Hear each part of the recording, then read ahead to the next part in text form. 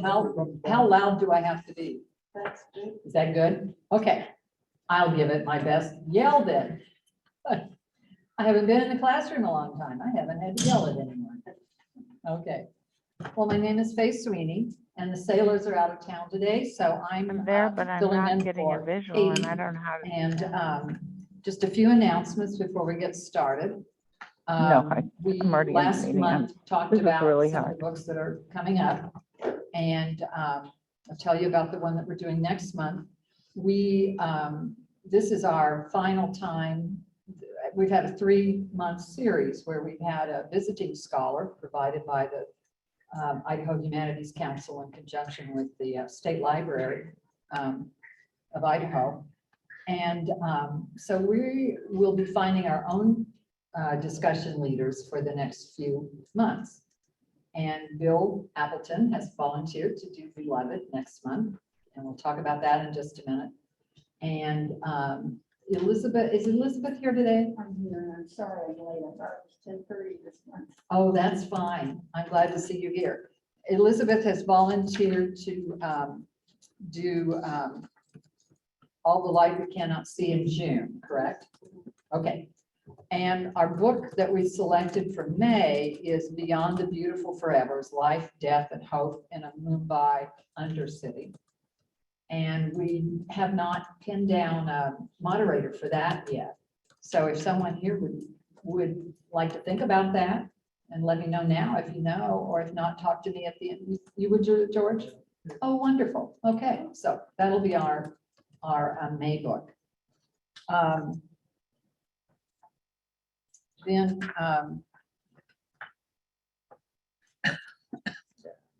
something else. Okay, well, let's be sure our phones are silenced and we'll be ready to go then. I'm going to introduce the person who's moderating today after we talk about the book for next month. Yeah, this is awkward.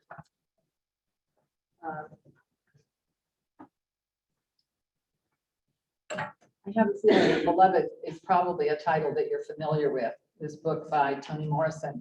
It was published in 1987. She won the Pulitzer Prize for it. And then in 1993, she received a Nobel Prize, which of course is not for a single title, but for her body of work. But I think Beloved was the novel that probably she's best known for in the wider reading public. I'll read to you a little bit from the Dust Jacket, in case you're not familiar with the book. I can do this with one hand. Toni Morrison is, no, I need to start there. The story is set in post-Civil War Ohio. Setha, an escaped slave who's risked death in order to wrench herself from the living death of slavery, has lost a husband, buried a child, and born the unthinkable and not gone mad. She's a woman described as having iron eyes and backbone to match. Setha lives in a small house on the edge of a town with her daughter Denver, her mother-in-law, baby Suggs, and a disturbing, mesmerizing intruder who calls herself Beloved. And the house she lives in is haunted both literally and figuratively by her past. It is not a realistic novel. It's very challenging. And she's working at beating back the past, which is always there. And I suppose the plot quickens as a man named Paul D., who had been on the same plantation with her, arrives to see her. It's the first time she's seen him since her escape, certainly since the Civil War and emancipation. And that brings tumbling out all those memories of the past. And the novel is about her dealing with those memories, and also we're dealing with this strange figure, Beloved.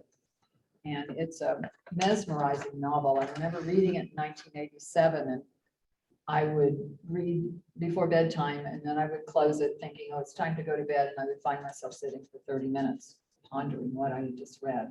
It's really, it's a very, I found it to be a very emotional novel, very powerful. So I look forward to reading it again after all these decades and hearing Bill direct our discussion of it next month. So I hope you'll join us for that. And the copies of the book are available on the table that you signed in at. with some discussion questions that Bill has provided for us. And if you want to take a book from the table, remember you have to go upstairs and check it out. But you can look through it and see if you want to join us next month. Any other announcements we should make or any questions before we go? Okay, let me introduce our moderator today.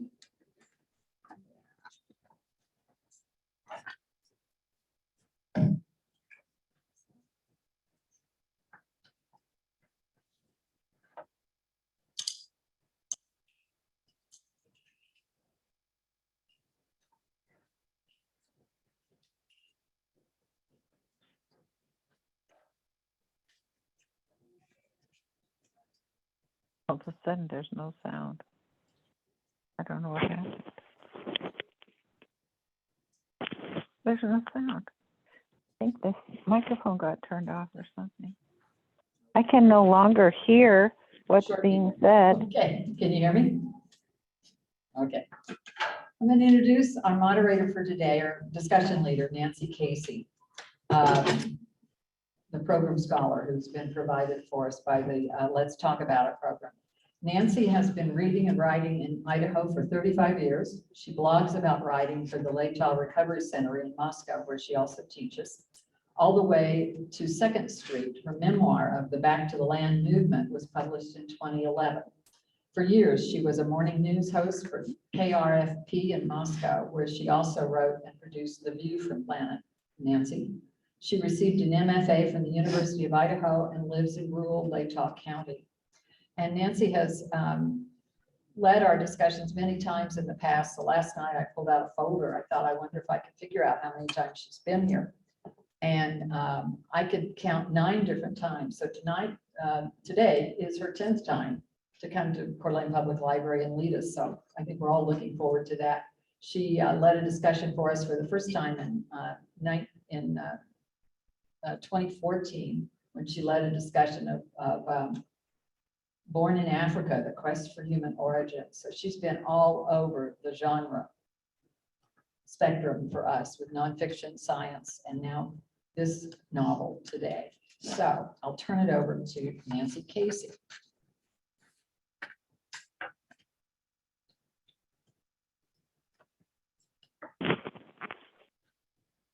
Thank you, Faye. 10 times, that's Yeah. exciting. I love this program. I love this library. I love this group. It's just a thrill to be here. I think I was scheduled to come in the spring of 2020, and clearly that didn't happen. And we went through a period of wondering, wow, will we ever get to do this again? And so I'm thrilled to be back. I'm thrilled to see some familiar faces and some unfamiliar faces. And is this on Zoom as well? It is. So yes. maybe there are some hidden familiar faces on Zoom too. Katie Will Saylor the is Zoom people in Zoom. contribute to They the will, if discussion? they wish to, they can comment in the Oh. comment section, and then I will impart that Uh-huh. to you. I do believe that we have Katie Saylor on the phone right now, but it doesn't tell me who's there. Okay, well, that's great. If Katie is here, I would say, hi, Katie. Sorry, I don't get to see you in person. Hi, Nance. So I think some of you have heard me say this before. I'm a firm believer in the talk part of Let's Talk About It. I think almost every time I come to a session, and especially when I come here, there aren't these long periods of silence with people like looking up at the ceiling because they have nothing to say. But I can put on my English teacher hat and call on people who aren't raising their hands if the discussion calls for that. So we have here less. Part of the canon of what I call writers writing about writing and being writers. I always find that kind of amusing when writers do that. And in this case, one of the things that happened is that we get pages and pages of blurbs at the front from other writers. And So I typed up, oh, they're hiding, kind of behind that. So I typed up some of those sentences of praise, and I thought that we could, oh, look at, I sort of murdered the word achingly, and it's showing us all that, so that word that should be there is supposed to be achingly, sorry about that. And I thought that would be a good, like, little backdrop to have for us, so that you could comment on whether you agreed or disagreed, found that to be especially true for you, or hadn't thought about the book in those particular terms, or I don't know. I just thought that was a nice little backdrop of ways to look at the book, and ways that writers praised the book that a writer had written about writers. So is there a brave soul who says, I've got something I want to say? I think often it's a nice idea to start out by just paging through the book and asking yourself, ooh, what are the good parts? What did I like? So why don't you kind of do that, kind of take in some pages. Maybe you marked a favorite passage or two. Maybe you stopped reading at a certain point and said, I've had enough of this. Curious as to. I'll be great. Since no one Sure. knows me, I can talk.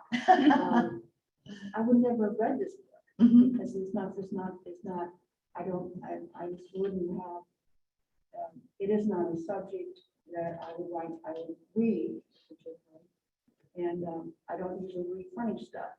So I read it because you had it, and I adored it. Hmm. It was really a fun experience for me. So I'm glad you had it on my agenda, and I got to open up new ideas.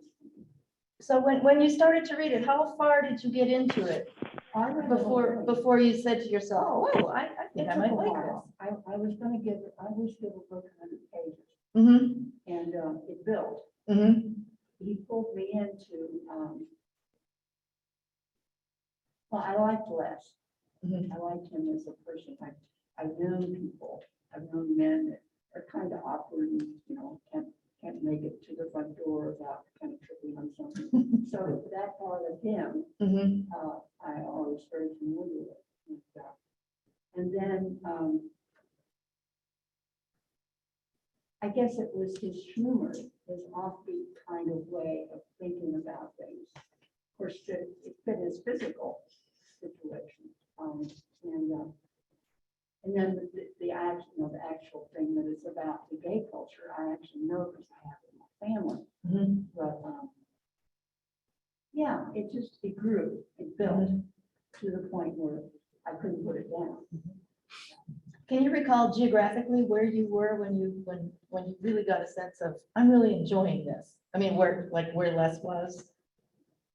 Oh, Or Arthur? that's a good question. I made notes because of my age, I need a lot of notes.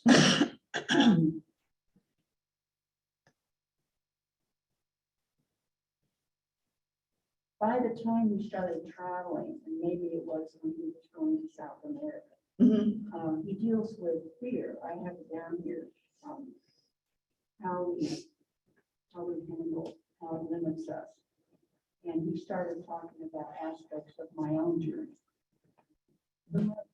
Probably, I'll have to look it up for you. It's a good Oh, question. okay, yeah. Thank you. Do we know if the author is gay? I don't know. There's no mention made of a wife or family. This book, there's a lot about the book that hit me.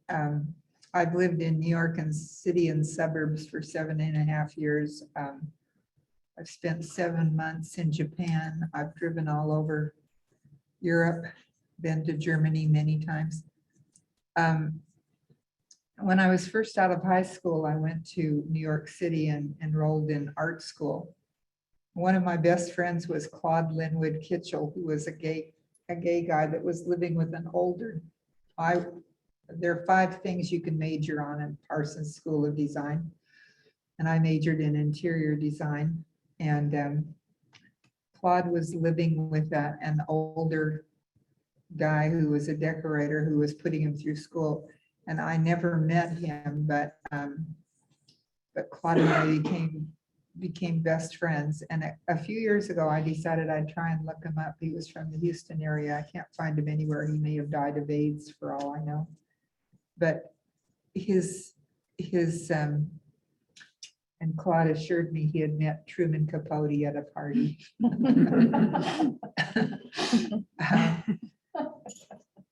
But all of the gay references made a lot of sense to me. Mhm. I'll leave it at that for a while. I had read the book when it first came out, and really enjoyed it at that time. Gave it a 5-star review on my Goodreads thing. And then when it popped up on our schedule here, I pulled it back out of the dusty shelves and found it just much more delightful the second time through than I had the first even. Because I found that it was just, when you start following, especially like the language confusions that were throughout. When he's talking about his grandmother's vagina without realizing that's what he's saying in Mexico City. Things like that, that's my foreign language ability in a nutshell. And so I really identify with that being lost in multiple languages wherever I happen to find myself. I've been struggling with people in Turkish in small towns, and you think you've got the phrase you want. That was before the days of Google Translate, unfortunately. So you're at the mercy of the raised eyebrows of the locals when that happens. So yeah, there was a lot of this here. Unfortunately, my gay nephew has only been in a small town, so there wasn't a lot of evidence on that from the connection. But I started getting real amused by it the second time in particular, when I got him sitting on the lobby in the hotel in New York, and the clock is broken, but he doesn't realize it, And so there's so many of these clever things that Greer builds in that are just real, either language or subtleties of situations that you look at and say, wow, I can identify with that. And yes, Andrew Sean Greer is gay. He is gay. Yes. Well, he lives in San Francisco, what do you expect? Did anybody else identify with the travel aspects of it? Any of you who have traveled around the world, the discomforts and the foibles in any phase? No. Oh, were there any particular incidents that sort of grabbed you in the belly and made you say, "Oh, I've been there"?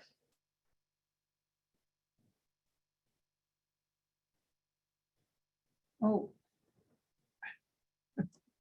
I have a few pages left to read in this book, but kaiseki, the meal that he's eating in Japan. I was an exchange employee, which is how I happened to get to Japan, and was treated very royally as an exchange employee. And kaiseki I had, it's the food is amazing in Japan. I never liked to eat the little fishies with the staring eyes. And I only tried raw fish once. I ate it once. I had raw tuna and I was surprised at how good it was. But I said, that's it. I've tried it once. I'm never going to eat another raw fish while I'm here because I know too much about what I could get from raw fish if somebody screwed up. And I remember going to dinner one night at a lady's home who fixed the, I think it's called blowfish. It's the one that's poisonous if you don't get the stuff out.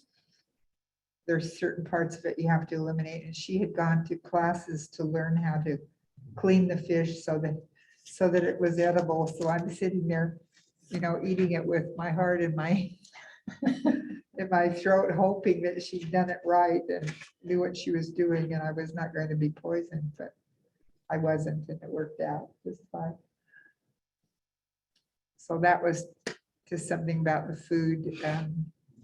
And tatami mats, you're never to walk on the tatami mats. And I used to, when I would get ready to go to work and I'd forget something. And so I'd get down on my hands and knees and crawl across, even though there's nobody watching me, crawl across the tatami mat so that I wouldn't foul them up with my feet, and my shoes and stuff. And I wouldn't have to take my shoes off again and put it back on again.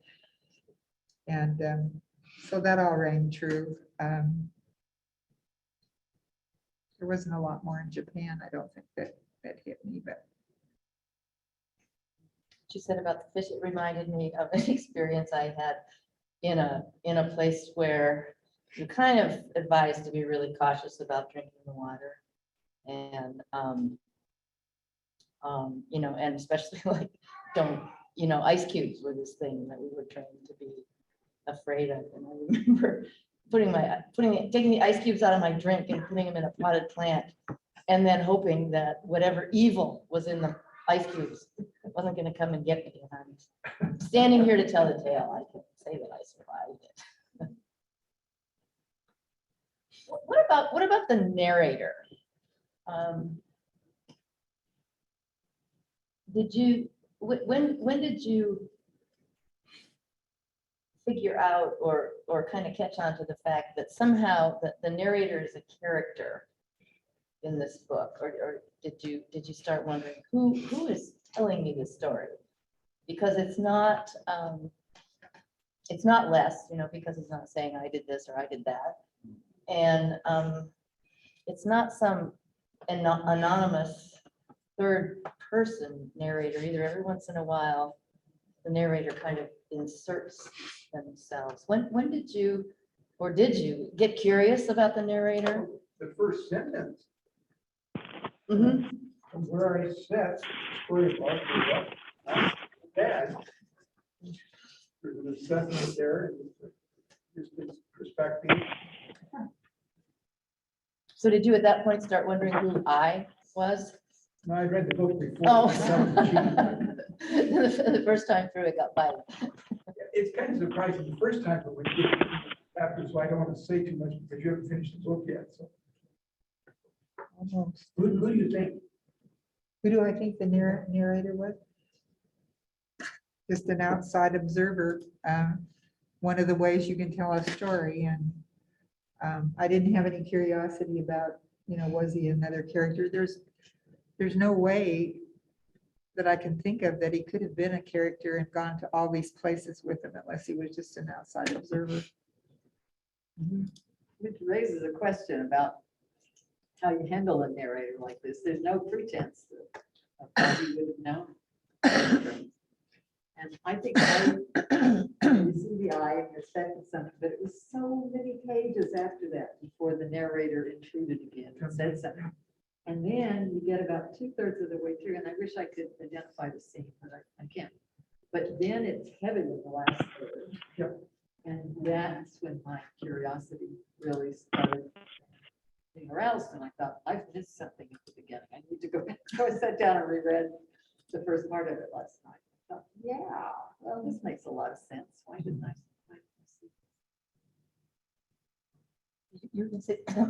Well, there's a whole chapter where he's the character and he's a young boy seeing Les for the first time. Yeah. And then by the time I either decided he wasn't going to tell us who he was, or he had to be Freddie because he was so much younger than Les. And I guess that bothered me a little bit because the narrator, the impression I got was Freddie wasn't that attractive a guy. I didn't like Freddie. And so. You mean like physically attractive or just in his what he character? did, he was so immature. Mhm. I mean, that's a part of it. He had attributes that he was a good high school teacher, conscientious about that, but he didn't seem to be immature. And for the narrator to paint himself that way was puzzling. And I guess that it was a clever trick in the novel to have him be that character and the narrator. And my supposition was that he learned all these things from Arthur later on, after they got back together, learned about the travels. Yeah, you had to have learned a lot. Yeah, but that's fiction, so Uh-huh. that's. So I suppose you could do that. Yeah, I had to suspend disbelief. I mean, I didn't really think of it as a separate narrative. In the beginning, I thought of it like our town. We had this person on the stage telling the story, not necessarily the author, but just some unidentified voice. And then I'm glad that George brought up, how it evolved, because I didn't notice that.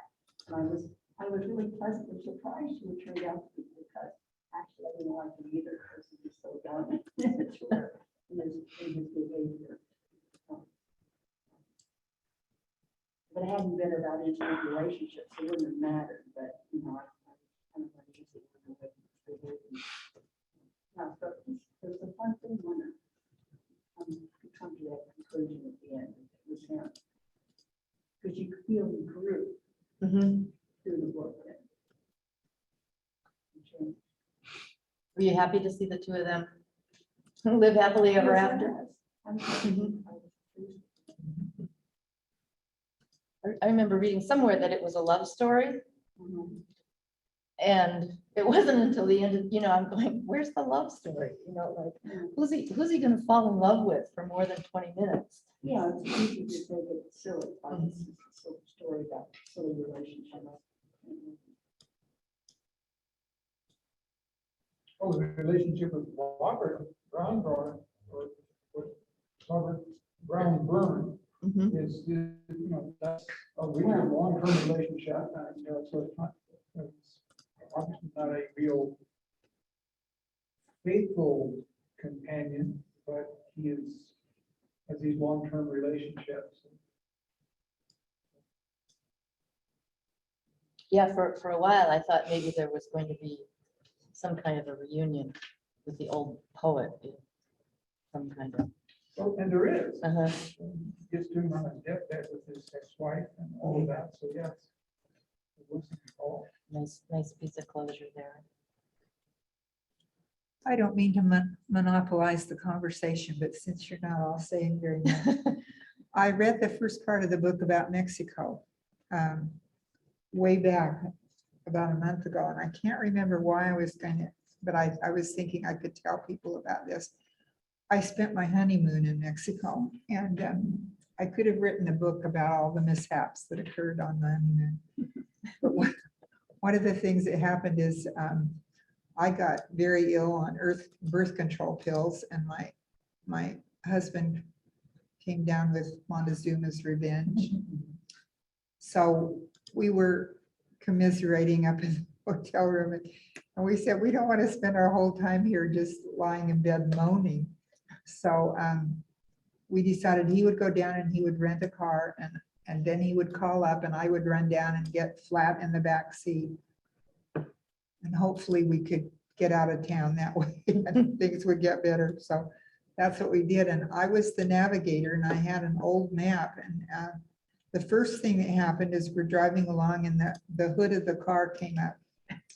And so we had to stop, and we went out into a field and got some barbed wire and kind of tried to wire the thing down. So we were headed for a volcano outside of Mexico, and it's somehow that seems to me that was in the story. I don't know, but the car had car trouble. Well, first of all, we missed the volcano. It turned out I had an older map, and so I got off the way. I'm a good map reader, actually. And the car, let's see, we're kind of going up a hill, and the car just wouldn't go any further. So we turned around and we started coasting down the hill. We were coasting towards this little town, and it was so interesting as we went down the hill. There was a herd of Mexican men running up the road towards us. I heard maybe 12. And so we stopped, and I had 2 years of high school Spanish, and Roger had none and didn't have an ear for the language at all. So up went the hood, and the guys are all looking at the car. And so one of them would hold up something, and there was a guy at the back of the crowd, and he would go. So I'd say, no, keep looking. So they'd look further and hold it up, and the guy at the back would go like this. So finally they held up something, and the guy at the back went like this. So I said, okay. We just gave him the car, to fix, and we went down and had lunch and went swimming at a motel or inn or whatever they had at the bottom of the hill. And they fixed the car. And we paid it when we got out of there. People couldn't believe that we handed over the car. And just left them there. So so we got back from that. We went to the 10 Commandments, a movie that was being shown in Mexico City, and got fleas. It was just one thing after another. When we went to, you may have read about Xochimilco, which is a park in Mexico City. And so we were walking around the park, and the police came and they wanted us to leave. And I said, okay, we're going to go get our car and we'll leave. And we'd think it was all agreed upon. We'd turn around and we'd head towards the car, and they'd blow their whistles again. So we thought, well, finally they let us out of there. I don't know whether we were supposed to pay them a bribe or what. And then we were driving along, and I said to Roger, the sign says no left turn. And he said, are you sure? And I said, yeah, I'm sure. He turned left anyway. And that was the case when the cops came after us. They were in a car, and they were standing on they had those old floorboards, that the cars used to have, the things that you could stand on. And so there was people standing on the floorboards hanging onto the car, and they were blowing their sirens. And then when we went to the movie, we parked the car, and when we came out, we had no license plates. Instead of locking your car if you're illegally parked, they take your license plates, and you have to go redeem the plates and pay the fine. So the next morning, Roger went in and said, he just played, well, he was pretty dumb about it, but he played dumb, and they finally let us go. That was just, there were more stories. It was just That sounds like a pretty hysterical adventurous trip time. Yeah. of like, it is amazing how But- all of your confidence can go away in a foreign country, and you have to find another confidence to get your car back on the road, or to get yourself safely out of the park, or find your license plates again. That's Yeah. Especially when you don't speak really good Spanish. It's funny. Getting back to what George wrote, I'm glad you reminded me about Robert. I'd forgotten, and I went back to my notes because I don't remember a lot. And I wrote down the soliloquy about saying no one knows you like I've known you from you were little. And it was a beautiful piece of imagery and memory. And it reminded me, I jotted it down, James Baldwin wrote a little book about his nephew. And he knew it from a baby. And no one ever knew what you were like, and your struggles and your triumphs and everything. And yeah, I thank you to get me back to that part of the book that I really, really enjoyed, and it touched me. You've had children who've grown, and know that feeling, beginning and the end. Yeah, maybe true of all long-term exactly. relationships. Yes. Yeah. Yeah.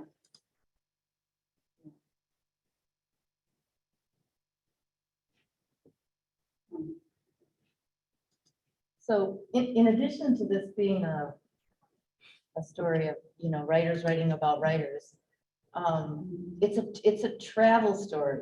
I thought Yeah, the third one from the bottom, somebody who said, this is no eat, pray, love story of touristic uplift.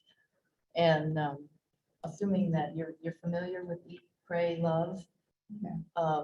I don't know, I guess I thought that was kind of funny comparing those two books and the type of journey, you know, like interior journey as well as like the travels.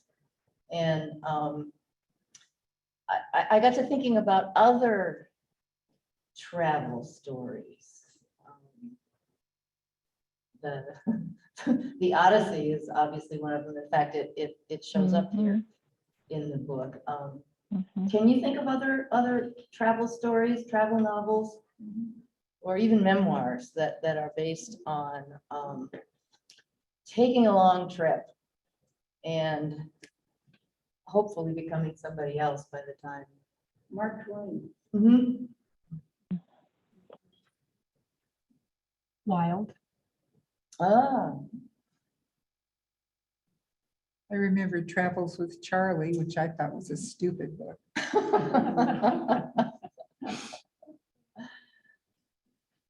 Now, Travels with Charlie was my introduction to Idaho. I think it's the first time I'd ever read anything about Idaho. There's a Really? chapter here. And I should go back and read that now, having moved here many, many years ago. But he stops. It would have been, I think it was the highway number, but I think it's kind of sort of in the middle part. I think it's the way you would come in from east, you're going to go to Moscow. And talking with a young man there about the outside world. You know, I read it so long ago, I can hardly remember what it's about. I just remember that I thought it was a stupid book. I've never read it. I've certainly heard the title. That's fun. Yeah, somebody want to give a quick. It's like, yeah, but Mhm. Like who's Charlie and where do they travel? Well, it's Charlie a was Steinbeck, Bill takes an old truck, as I remember. This is before you could go out and buy campers to put on the back of your truck. And he converts a truck into a camper and Charlie's his dog. Ah. Travels all over. And Idaho is the only place I remember specifically. I don't remember much about it. It's a long time ago. But he's out to see America. A long time ago was back in the 70s, when I was in a yard motorcycle. maintenance. Oh, That's yes. kind of, Yeah. you know, self-discovery that certainly would fit in with this kind of pattern. You're starting to go that direction. I hadn't thought about that as a connection, but it's, yeah, it's interesting. A personal odyssey. So Arthur's out for escape and yet discovers things about himself. Would Process. grapes have wrapped? Well, they travel. Yeah. Page 144, they say he's not good at being himself. I thought that was an interesting line. I'm not quite sure what it means still. Arthur says that on himself. I don't recall who said It's Finley. who. Finley. Yeah, Finley said that, right? Okay. yeah, on page 144, when they're at the, when they're at that party, when he, you know, he's trying to figure out what he's so bad at. Oh, yeah, when Am I he's a- being spoony and, yeah. Yeah. Okay. Am I a bad Yeah, I looked writer? up spoony too. Yeah, and, I thought that was a made up word, but it's not. no, you're a bad, I'm a bad gay. I'm not the only one who feels this way. It's been a topic of discussion, which is like dagger to the heart kind of moment when somebody kindly tells you all the terrible things people have been saying about you because you really do deserve to know. Arthur, I would like to read Arthur's book that he's writing, process of. Now, as I understand it, he's written this book that's a very serious journey to try to uncover himself, Mhm. of the character, uncovering himself. I can't remember if it's fiction, right, that he's written. Yeah. And then he decides to write it as a humorous tale, which is what we're reading. Mhm. Yeah, because is it Zora, the woman in Morocco who says to him, oh, I see, a white guy, an American white guy walking around stewing on his American white guy problems. Not something I would ever read or something like that. And that's when he starts to think that he doesn't even like him. I thought that kind of followed the trajectory of this book Yeah. too, that I certainly became more sympathetic towards Arthur as the book. I was gonna say as the book matured, maybe as Arthur matured. And that you know, at the beginning, he sort of struck me as just this vain kind of writer guy that, I don't know, couldn't find his place in the world. His vanity was getting in his way. But I think maybe I started to think maybe the author had that same experience with writing this book, and he started to get more and more compassionate towards his subject, towards Arthur, as the book went along. Or maybe that's just me projecting. I got more compassionate about him. Yeah, you were asking before, what, when in the book touches a person that is so, it's universal, and when he was always surprised that people knew he was an American. And I think he was closed, that's the reason. But in my travels, I could always pick out an American because we were always noisier and talked a lot. And you know, we had a certain arrogance, frankly, about our position in the world. And often wouldn't blend in with the country we were in. You know, we wouldn't bother to even know about the country. Either to buy something or just to pass it on our list of places we've been. Whereas, yeah, so he would bring this in different ways. It was fun to see that in the book. I enjoyed it. I wish I'd had more time. I thought he had so many beautiful ways of expressing things. So many that I thought, you know, I'll never be an author because I'd run out of ways to, you know, new ways to express things. And just over and over again, he would come out with these incredible comments about things. Somebody And that was one of the things I really enjoyed. Greer writes sentences of arresting lyricism and beauty. His metaphors come at you like fireflies. Wasn't real sure about that sentence, but there it is. Yeah, you know, I read it twice. You know, there's the first, you know, what's going to happen, and then on the second reading, it's kind of like fudge. You know, the paragraphs are really rich, and the things that he says are I don't know, arresting sometimes, I found. Did anybody have a favorite passage or something that struck you? Yeah. There's a reference when he's talking about what he did with his father, and then he finds that his father had a book on how to raise a straight child. That was, Yeah, that was interesting.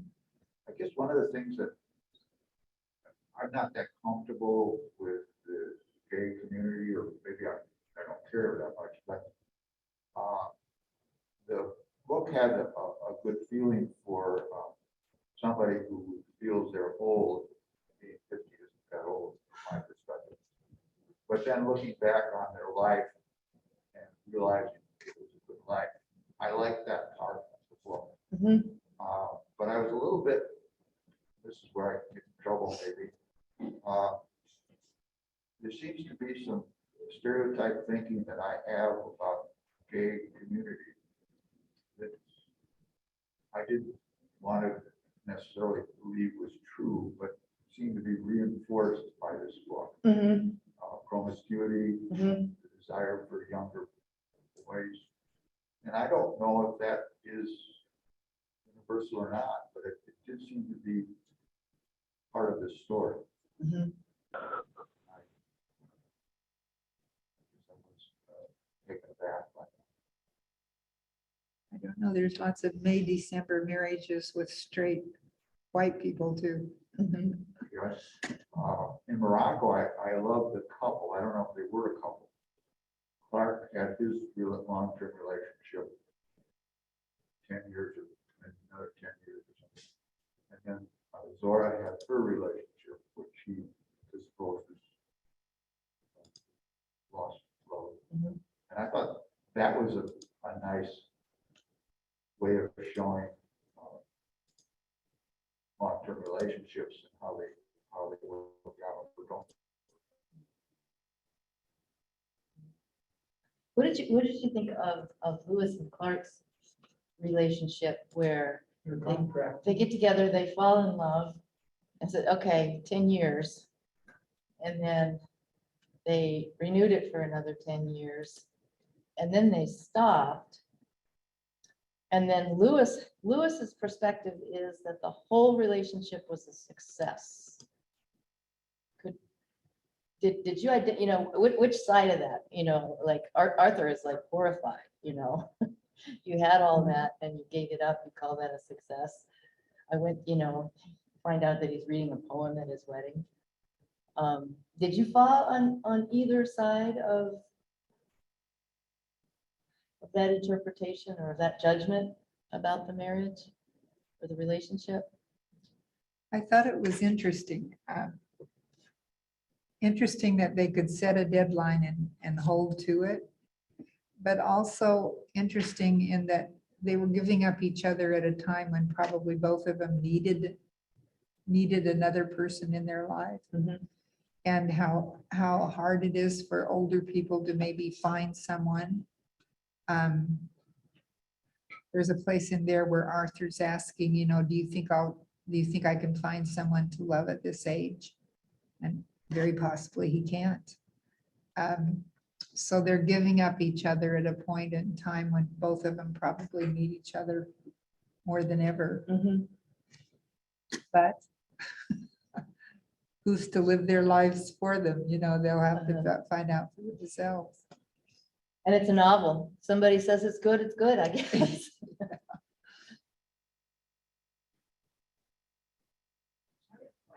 Yeah.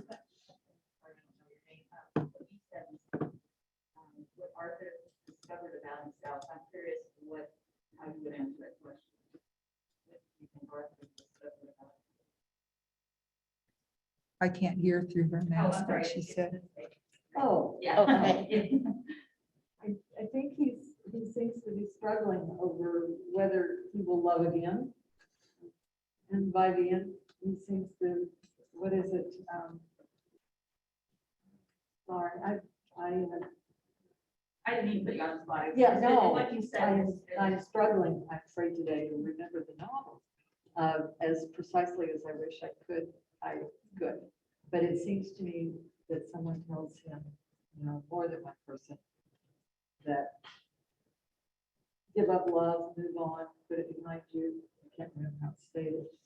And he toys with that idea for a while. And then finally decides, no, what could be more important than love? It's his dream. Yes, that's right. Oh, thank you. Yes, it is. his dream. Yeah. So I think he's discovered that about himself, that it's worth the risk, perhaps. But I don't think it's clear. I don't think it's like we see him make this decision and he's going out to live his life in some way. I don't know what would happen. Freddie had been in his life again. But he's struggling with that idea anyway. Yeah, I just need to ask you for a moment that on 2/11. I recall Arthur, a year ago, really. I wanted to give Arthur a family, and no one comes up and says to me, what did you put all behind you, you finished with love? And he goes on to talk about the dream and brings you to the present. It's a really neat. I'm interested, but I wish people think about that. Yeah. And then that's followed by the contrasting dream. Yes. Where, Exactly. you know, the ride up to the mountain to the wise person. It's more important than love. He looks at me like I'm crazy. Yeah, well, that's my dream. Yeah. So how else did Les develop over the course of the novel?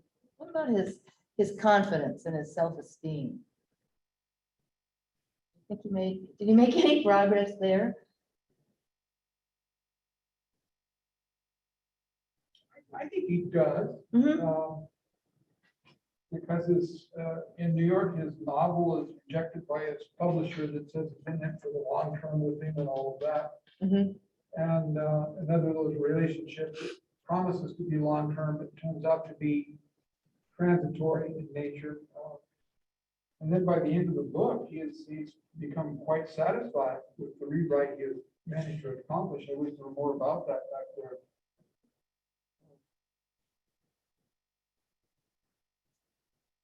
You break the wall. He's trying to break out of the room. The last dinner, he's trapped in the room with the screens around it. In a sense, that breaking out of the wall is kind of symbolic, I think, if you want to look at it that way, of what he's doing, going through on this entire frustrating journey he has. I was back with him in France, and when he's trying to get his duty-free tax money back. And anyone who's traveled internationally has had that similar sort of thing, that you get these, these obscure regulations where there's going to save you, 37 cents on your purchase or something. And if you get all the things dotted right, it's like the bottom of 137. Again, the language is beautiful here, it seems to me, but Les staggers away from the kiosk. He's trying to get this refund, and comes, he says, he has to get it to the post office, and he gets to the airport, and of course, then they say, but there is no post office at the airport. Les staggers away from the kiosk, utterly defeated, and makes his way toward his gate in a numbing panic. How enviously he looks upon the smoking lounge denizens, laughing in their glass zoo. And that's a wonderful image there. If you've ever gone through a large airport, the injustice of it all weighs on him heavily. How awful for the string of inequity brought out in his mind, that useless rosary. And I think of, when I wake up at night, I always go back to sleep unless I've got to go through my useless rosary of things that I screwed up that day, or I have to confront the next day with that. And then you sit there, and these things that are worth a piddly fart, just they keep you awake for hours in some cases. Yeah, calling it a rosary is. So we can finger again those memories. And then it goes through a litany of what some of those memories happen to be. None of them are of any significance, but Except that they're really large in the middle of the night. in the middle of the night, Yes. they keep you awake. And yeah, that's the thing. The idiot kid who got into Yale instead of him. There's a great book that I think it was Parker Palmer came up with the idea of, or at least stole the idea from somebody else more likely, I suspect, of what he called the Imposter Syndrome. Mhm. And his basic premise was that everyone in the front of a classroom in particular feels that they're there through some mistake in the process. How did I manage to get selected? And that's it. We're an imposter. Mhm. And it's just human nature, I think, to feel that way. And I sort of did, for a long time. Probably still do in some ways, but so like Les, we meet our own failures and try to come to terms with them. I think Les does that by the end of the book, which is the growth that I kind of see in his character. I thought he became a much more confident traveler. Just like in the beginning, is it on the way to Europe, where he's taking sleeping pills, but taking them at the wrong time, and he fumbles through the airport, kind of going with the flow, and then decides that he's gotten on the wrong bus and he's really screwed up, and he's going somewhere, And, it's going to this resort instead of whatever hotel he's supposed to go to. And he builds this whole story about why he's doing the wrong thing. And and then by the time we get to like Morocco and Japan, it seems like he's still just as confused most of the time, but he's rolling with it. He doesn't seem to need to like fully and obviously intoxicate himself just to like manage the transportation or to not mind the transportation. Well, he's Yeah. moving away from the reason why he went, which is his lover. His lover married someone else. Mhm. And so he's becoming more himself, getting into the action of where he is, Mhm. doing in the present. Yeah, that's fun. I was looking at page 120, I can't see it on my glasses. 137, where he goes through, this is one thing I love about the author. He goes through a litany of clothing. Oh, yes. Isn't that, yes, it's so much fun. It's a traveler's Traveler's fallacy that one should shop for clothing while Yeah, abroad. he goes on and on and on about all this clothing, and he goes time, do I really look like this? And I know myself when I travel, I always take too much. I could have gotten away with one bag, I have 3, Mhm. and then I get out there and that's what I wear. I always say that when you travel, you end up wearing one outfit. Exactly. And if you only knew before you left what outfit that was going to be. Right. I was really sad when the dog ran away with his suit. I just, it just seems so preposterous and so awful. I can't figure out how the dog got the suit. I mean, there's never any connection onto somebody delivered it and the dog got in and broke in and took it, and all of a sudden the dog is eating this suit. And, Another thing, I look up there on the board and it says achingly observant about the vanity of writers. I never would have selected that as anything that had been really discussed in the book. So I'd love to hear your comments on where you think it was. They talked about the vanity of writers. I don't remember that. Yeah, it just wasn't anything that really stood out to me. I think Arthur himself is a good example of the Vanity of the vanity of Arthur, of authors, and the competition among the Russian River Yeah, that was. School. Yeah. And there, he gets invited to these conferences because he had a relationship with Robert for so long. But it hurts him. It's his vanity that he's not really wanted for who he is, and comments are made that are dismissive of him. Yeah, I think to put yourself out there like you have to do when you're an author, that must, I mean, we're all vain, we just don't find out how vain we are, because most of us don't get publicly dissed the way you do if you're an author. Nancy, I'm sure you can speak to this. You get yeah, I mean, to put your name out there on something, that's a big step. And then to get cut down and to have expected his novel to be published and then have it dissed that way. Oh, and to be so sensitive to what people say and don't say, and is, I appreciated the part where, I think it's in New York, where he's interviewing the science fiction. Oh, HHH. Yeah, HHH, and in a cosmonaut helmet, so that afterwards he realizes, that nobody mentioned his name, nobody saw his face or knew who he was, and somewhere in there he has the thought, I wonder how many people they asked to come and do this. Either it wasn't clear if he got paid or he got paid almost nothing, to come and do this for free. Like how far down the list did they go before they picked me? The guy's last name is Les. I mean, Yes. Really. I wonder what it was like for him to go through middle school with that name. When are we gonna get more? they would say. Yeah. That's not more. Which is how, that's what Freddie says. What does he want more No, I just found it so relatable. of? I did in most aspects because of the vanity. If we're lucky, it doesn't have to show like his, of course. Mhm. You know. I think the first reference to that blue suit is on page 24.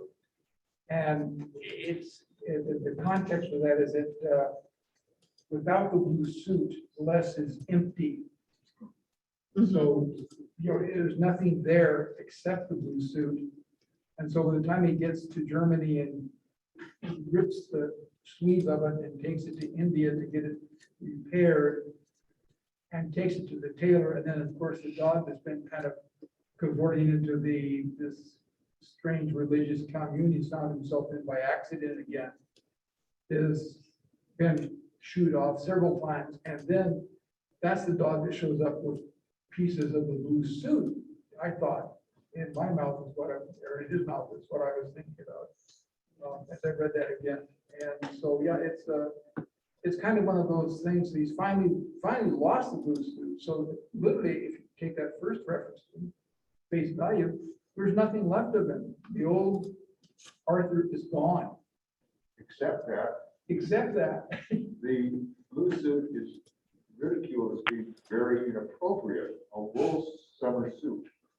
So maybe getting rid of it was a plus. Moving on.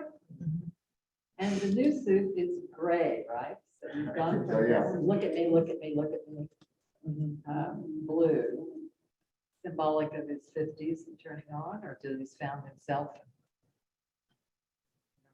Yeah, he really lets go of that blue suit. Yeah. Like he wishes he could let go of Freddie. Exactly. You know, I mean, I think he just says, and that was the end of my blue suit. At the very end, he's in the blue suit, I think, when he was up home. How do you think of it? No, I thought he was in the gray suit. I mean, that's, yeah, the Yeah, gray suit. He's yeah. in the gray suit when he comes home. That's where it's referred to. Well, he was in the blue suit. The Italian store that he went to wanted him to put the gray on, but he didn't. He chose the blue. And the blue is what he ended up with. Oh, at the end, it's a blue? Yeah. Oh. I missed that.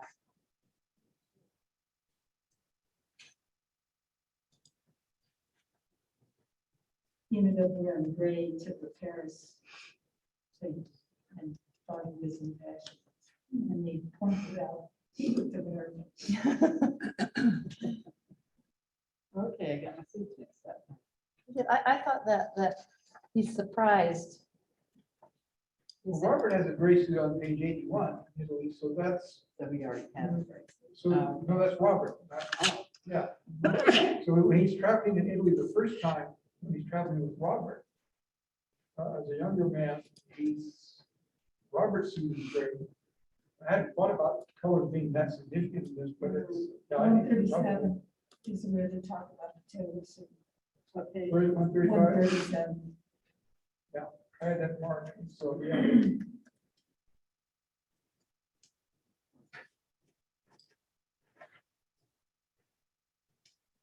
See, that's where he says, no, I want the blue.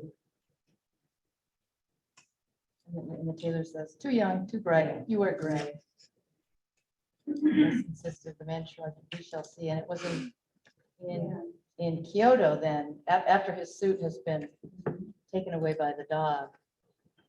He meets up. He's surprised by the delivery of a suit that I really thought that suit was gray.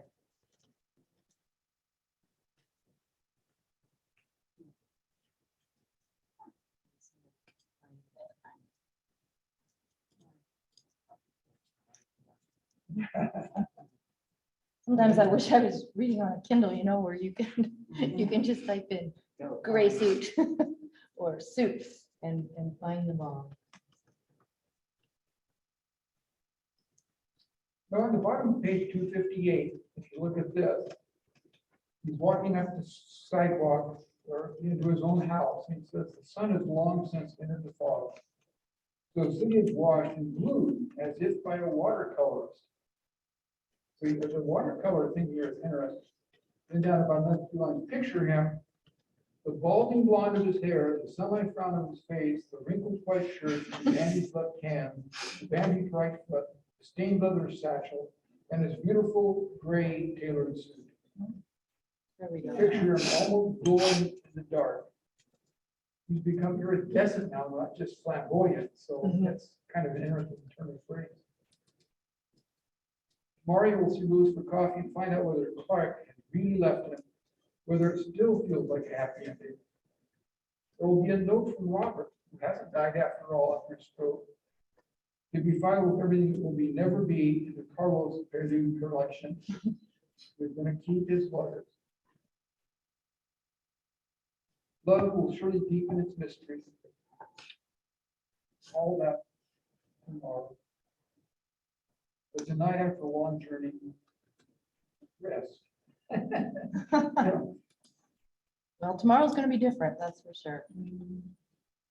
Where I recall coming back from 6 weeks in Turkey and Greece in January. And the only thing not frozen up in our house when we came in at 2 o'clock in the morning was the downstairs bathroom. Thank God it was flushable. But everything else has been frozen up. It's been something like 20 degrees below, that stretch of one of the real strange Arctic blasts we come back into, and it was just an awful experience. After a long journey, rest.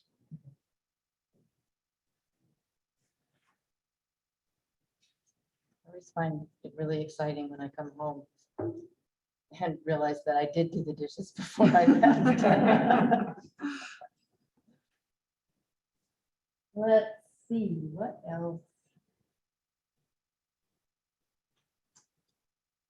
Do you think it was a wise book about aging? I agree with what you said about, when you hear somebody who's 50, talking about how old they are, and you think, wow, I wish I could have the joints of a 50-year-old. Were there things that resonated with you? I think it's a more a wise book of looking at yourself Mm-hmm. and to, I think there certainly were parts that touched me in that sense. Listening to all the comments, I really wish he could take his ideas now, and he has so much in here, stepping it out. And, I wrote a story about this. You take could it to go a conclusion of the go story about upstairs this way, and this get way, my this way. shoes and a pair of socks Most on important the thing in the bed book that got spoke to washed me, that are I wrote it down. paired together.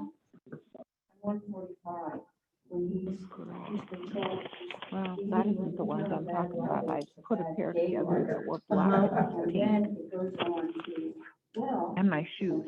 Bad self. And you touched on this, George, we all have that image, but I'll find myself at a microphone talking about something, and all of a sudden I'm thinking, well, are they really interested? And then what do I really know? It goes through your mind, and there you are. Luckily, you have something prepared to say, but I thought, for me, this was something that is a very human condition of it all. And so I thought, wow, where could he go with this? In another book, in another way. There's so much material there. I've been accused of precisely the same.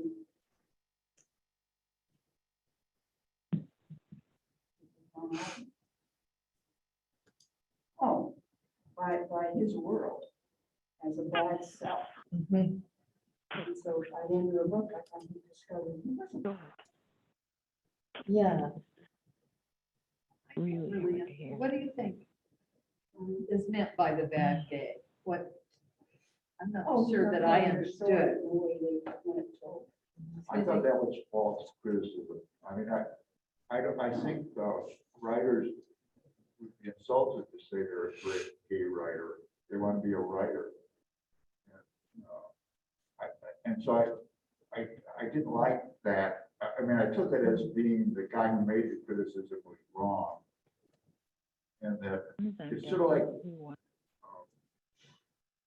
a minority that's writing will probably want to appeal a more universal theme and maybe introduce some minority aspects of it, but still have a universal theme.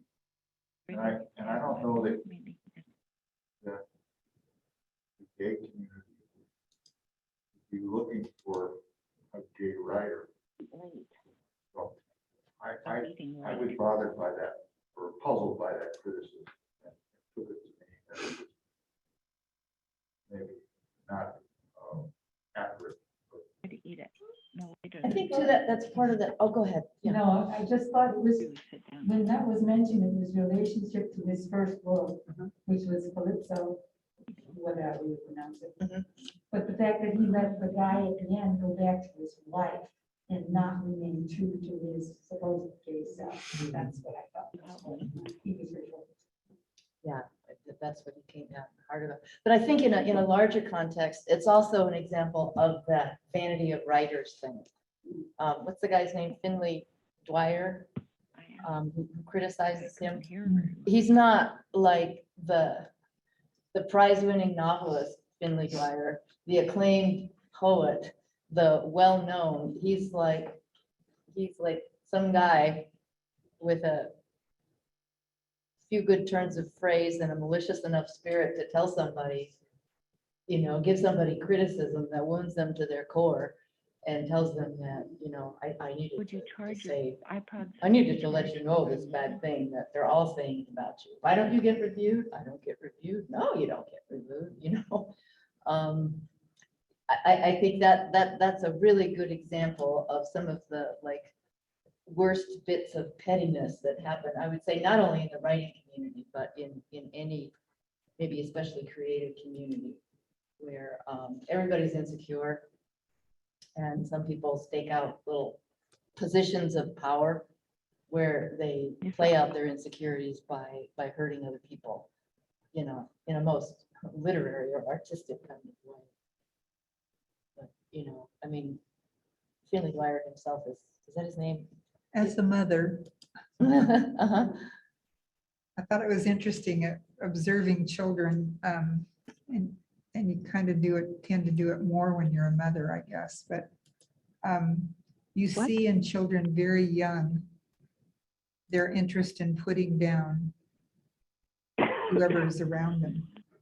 I mean, it seems to be an inborn trait in all of us that, we're not going to lift people up, we're going to put them down. And I used to always tell my boys, that doesn't make you any bigger. By putting somebody else down, you probably learn a better way than to do that. But you can see it in children who never would have absorbed it from anybody else at a very, very young age doing that. So when Finley comes along and does it, it shouldn't be any surprise. It's kind of grown up that way, probably. Yeah, I think most of us can't go through life escaping those kinds of people, and maybe occasionally being that person too. Because I mean, your basic insecurities about yourself, you can soothe them by noticing that somebody else is, doesn't have that much to be secure about too, or that misery loves company thing. I feel small inside, and you're not so big either. Some people do. I'm going to go back to the bad gay comment. Oh, okay. So my question is Andrew Sean Greer the bad gay? Is the author of the story, is this a bad gay novel? If being, the criticism of him, is he the person who's telling him it's bad gay? is it's our duty to show something beautiful from our world, the gay world, but in your books, you make the characters suffer without reward. If I didn't know better, I think you were Republican. So does this novel show something beautiful from the gay world? Or does it show something that maybe doesn't fit that desire on the part of some gays to have that be what is reflected in literature about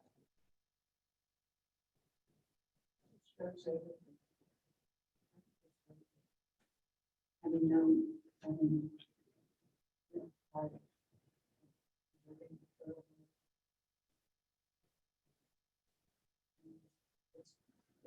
it's mentioned the promiscuity, but it also goes to committed long-term relationships.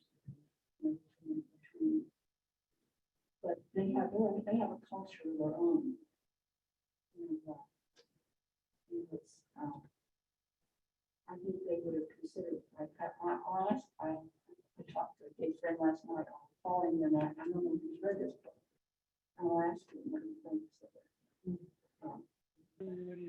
No, you won't remember to tell me later. Oh, oh. Oh, yeah.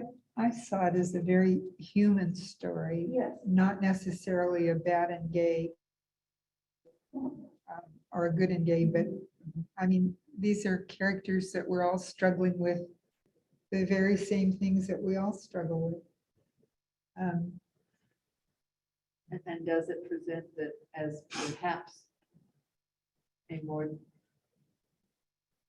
challenging to find that sense of belonging and comfort that people seek? Is it harder in the gay community to seek that satisfaction?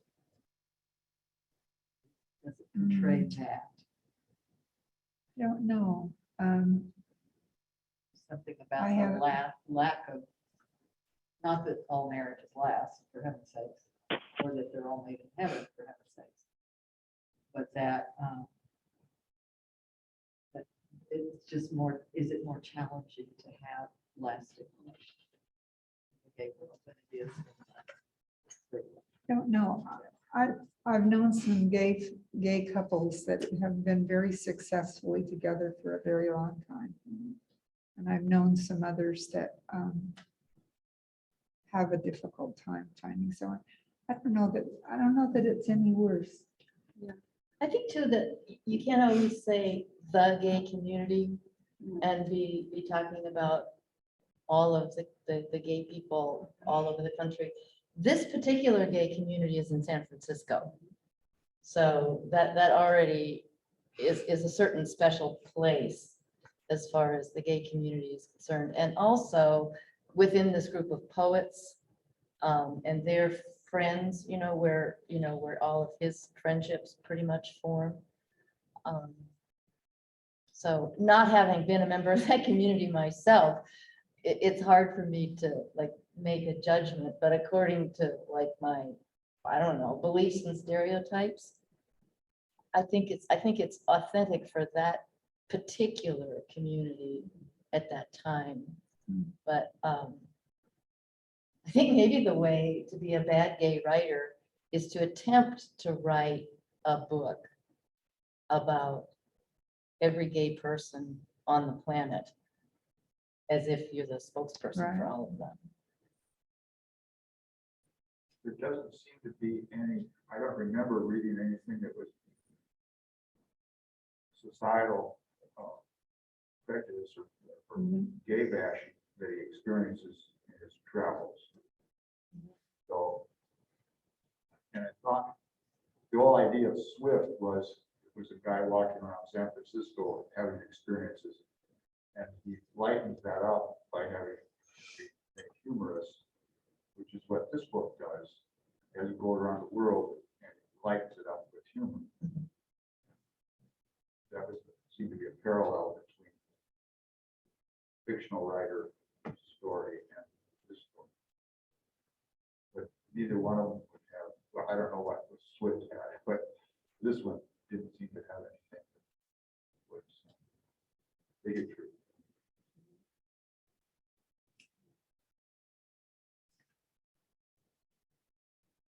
So looking at that, going back to the larger theme of prize winners, you know, this book in the Pulitzer for, was it 2018, I think, 2017, when it was written.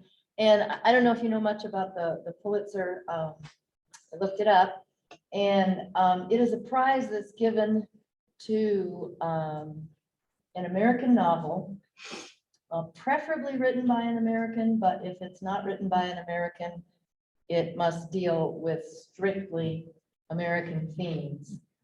And other than that, there are absolutely no criteria for the selection of this prize. There's a committee, and it costs $75 for your publisher or yourself if to like send your novel to the committee, and that's how a book becomes Pulitzer nominated. It's like a self-nomination and a check. Although on the Pulitzer website, it says that they strongly recommend that only those that have been declared finalists put on their book jackets the Pulitzer nominated such and such, because any book can be nominated by a Pulitzer for a Pulitzer if somebody has $75. So all the books that get sent in are reviewed by this committee, and the committee makes some recommendations, and then there's a board which kind of changes over the years, and the board makes the selection. And sometimes either the committee or the board says no novel at all, none of them was worth it.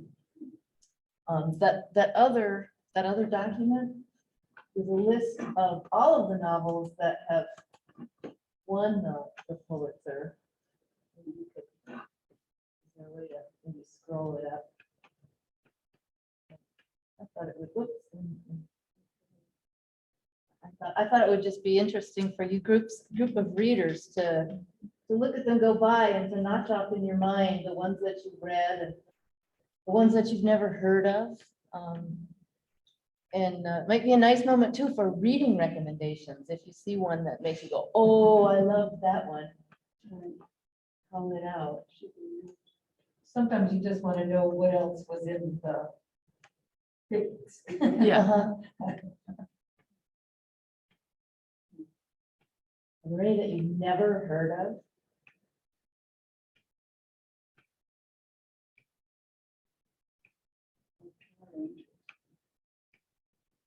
That's good.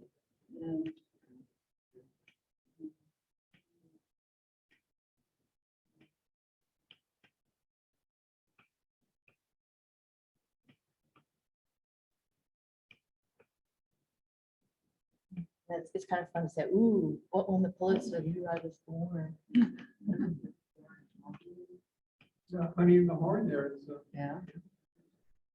pretty cool.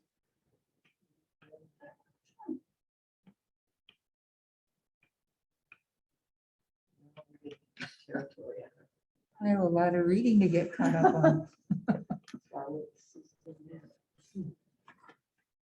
Oh, I love this one. That's one of my favorite books. Oh, What is? Sorry. The Bridge of San Luis Rey by yeah. Thornton Wilder. It's really wonderful. I thought it was interesting, especially in those earlier years, how few of them I've read. And how few of them, some of them, I mean, I just never heard of them. So did it start in 1918? Yeah, 1918 was the. I think like the 1918 prize goes to a book that was published in 1917. I think that's how it works. Yeah, if you want to be really embarrassed, toss up the list of Nobel laureates in literature. That's one of the things I've kind of made as a personal goal. I want to read something by each of them. And I'm losing ground, I think, as the years go by. But Can Google that one up real quick. just one writer. One. Nobel. involved one.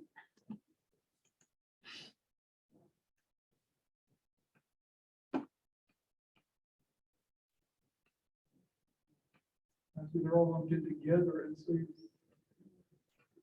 Is there any overlap between those that have won Nobels Oh, and Pulitzers? Yeah, well, Toni Morrison. Toni Morrison. Toni Morrison, Toni yeah. Morrison and Faulkner and Hemingway would be on there. I think they both. But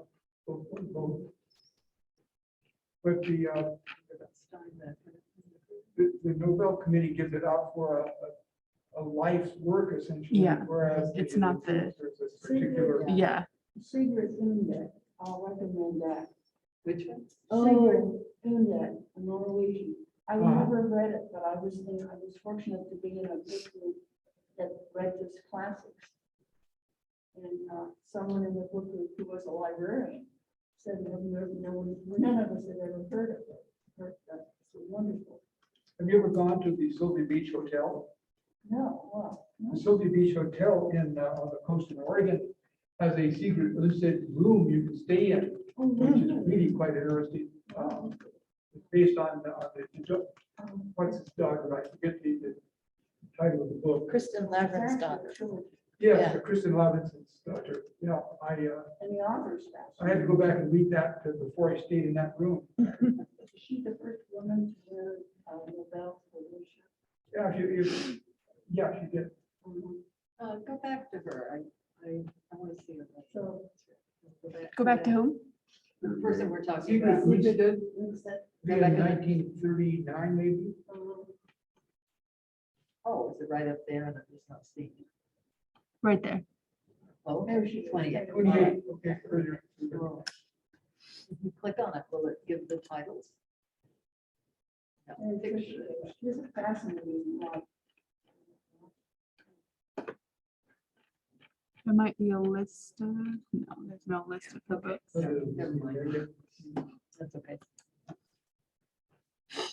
The only one that I've read, it's a trilogy called, I don't know if it's, It is a trilogy. and Kristen Lavren's daughter. Yeah. She's the main Exactly. character and I, Yeah. it can't be three books with the same title, but No, it's not. But, It yeah. is- it is a- and it's the story of her life from a tiny child in rural Norway all the way up to her death. And,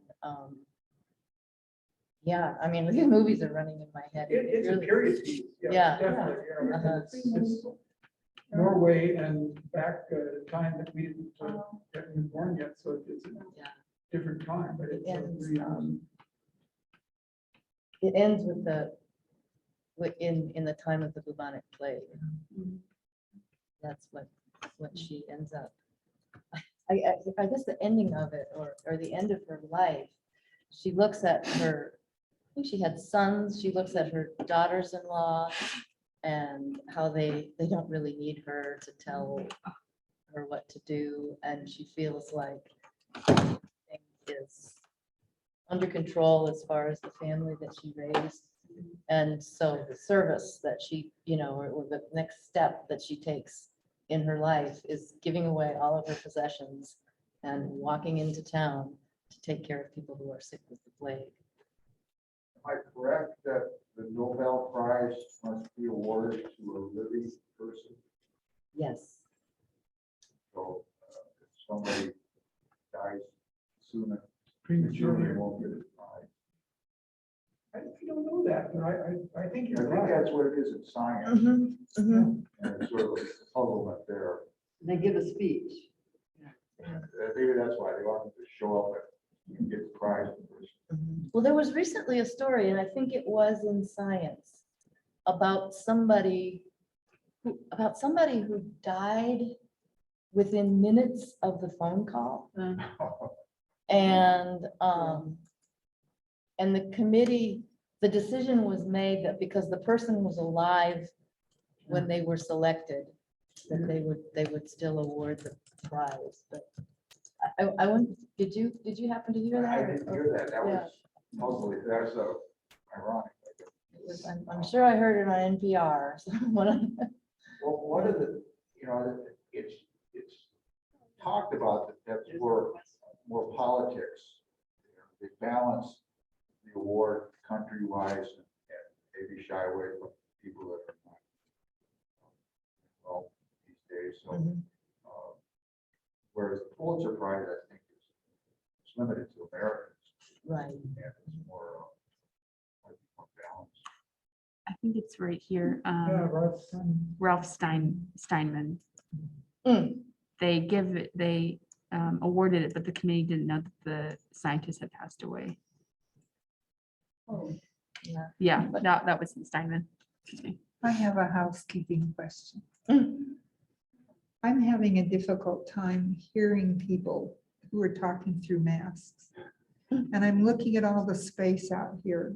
We could fill in with chairs and still have social distancing. And people would be closer together so that people could hear better. I'm Is- glad is- you brought that up, because I think at least one person left, I'm guessing because she could as well. Okay. Yeah, and we've never found the cordless mic, right? We don't have one, no. Because we used to have a cordless mic. and Yeah, that really simplified it, or made it. Yeah, I did, it simplified it. Okay. Well, Nancy, thank you very Well, much for thank, today. oh, you're welcome, and thank you to all of you.